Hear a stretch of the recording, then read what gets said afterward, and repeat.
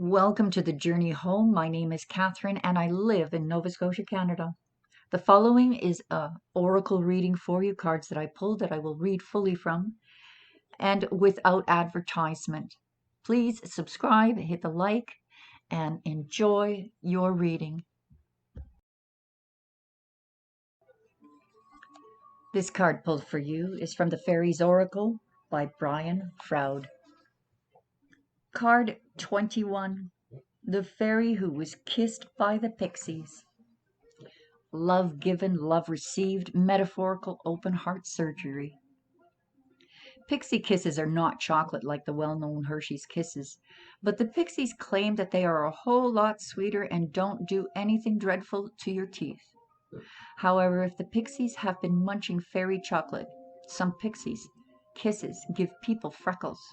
As Brian wrote, the Pixies say that there cannot be too much kissing. A fairy kiss is a blessing indeed. Pay attention when you feel a fairy touch on your cheek or lips. Pixie kisses, in fact all fairy kisses, are to be noticed and savored. If you do notice, you will find yourself smiling without meaning to, and a surge of warmth swells in your heart. This fairy Morna is the queen of love, all kinds of love. Brotherly, sisterly, parental, friendly, unconditional, or conditional, either or both. She tells us it takes perfect people to have a perfect love, but we, imperfect, as we all are, may have many loves, each one perfect for who we are and for what we need now. These loves may not feel perfect. They may not look perfect from the outside, but they fit us now. If we don't like them, she shrugs, then we need to change ourselves so that a different kind of perfection fits us.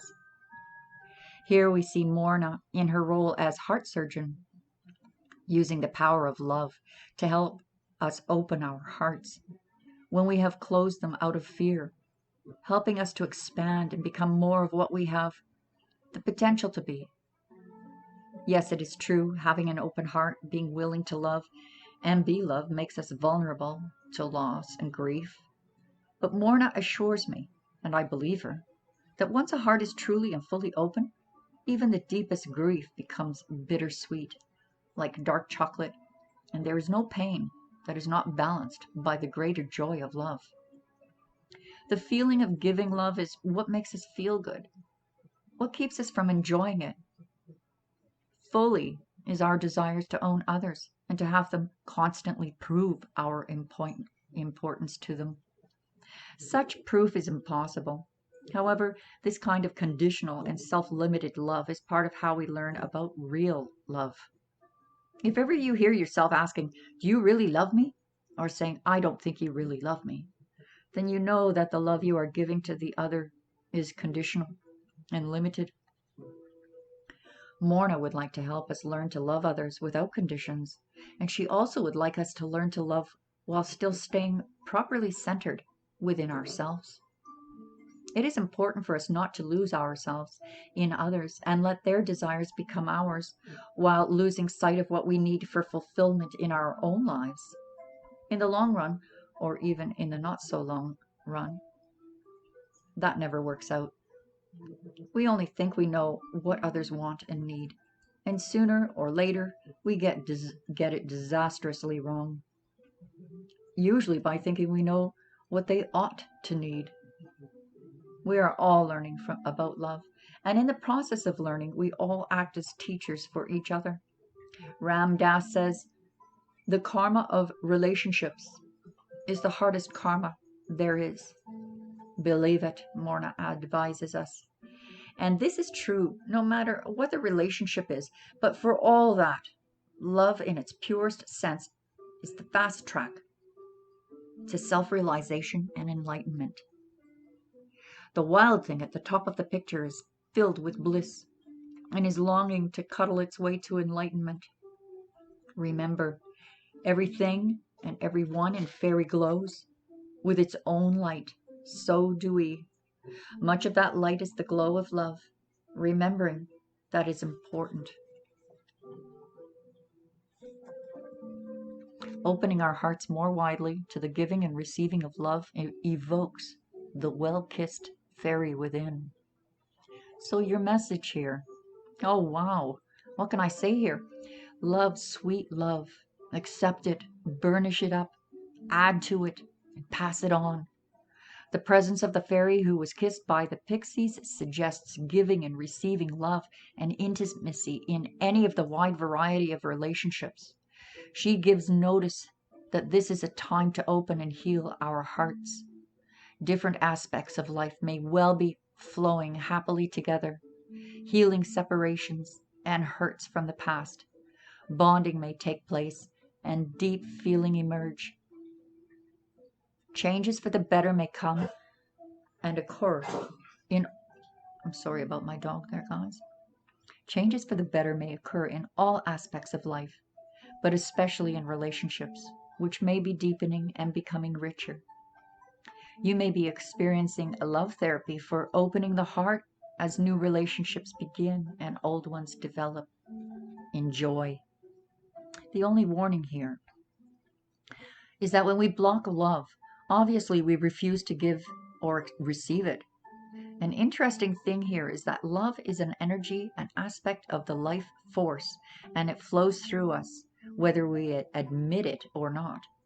The unhappy souls who refuse to acknowledge it still have it within them, ignored, denied. Another way we block love is to become the kind of people pleaser, the people pleaser who wants to do everything for others, but won't let them give in return. The twisted energy of love shows up as jealousy, possessiveness, attention-seeking, and demanding behavior. It is focused on getting rather than giving and results in unhappiness rather than happiness. It is also based on the entirely false idea that there is not enough love in the world for everyone to have as much as they need. Another twist is believing that it is up to others to make us happy, when really this is our own responsibility. One of the worst things we can do is to deny love, to pretend we feel it when we don't, and to pretend we don't when we do. Another is to try to destroy love between others by any means, for any reason whatsoever. And the worst of all is taking advantage of the love of others to betray them. Brian says, fairies are both luminous and illuminating. Before I read the second card for you, just a reminder to please hit the like and help me beat those algorithms. For every like that you give me is potentially 1,000 suggestions and recommendations on YouTube. Thank you and God bless. Enjoy the rest of the reading.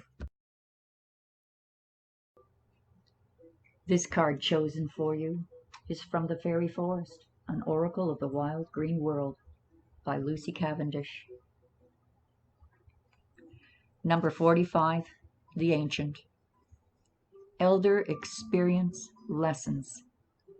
The ancient is so old she is almost beyond time. She is able to speak the truth without compromise, as are you when this card comes to you. She is so old, has experienced so much, learned and taught so many lessons that she has become powerful and influential, just as you are becoming too. So too are you growing older, coming into wisdom. She knows that while others are going to come to you for advice and guidance, she sees your humanity, your faults, and your flaws, and your feelings of unworthiness. She wishes to reassure you. Others will come to you seeking knowledge, awaiting a blessing, an initiation, and oblivious to the consequences of the path they wish to walk. Wisdom. True wisdom understands complexity, and you have developed this quality. The ancient is honorable and human, and yet more than human, and she is courageous and has made sacrifices, as you have. She sees straight through comforting illusions, as you do. She represents ancient tradition and the challenge of defining the self, yet remaining within a tradition that you value. And this too is one of your challenges. So take responsibility in your life. You will face the battle of choice, and you will be the antidote to gurus and dominant personalities who claim to have all the answers. The ancient recognizes the challenge of being a teacher. This immersion in a world to learn the ancient arts and venerate wisdom and old ways can be expressed in many forms, but everything you are now learning has value. She is the repository for ancient secrets and the contact between worlds. She is wise. She has learned to consider every word that falls from her lips, even as she longs to call out for freedom. Haggith.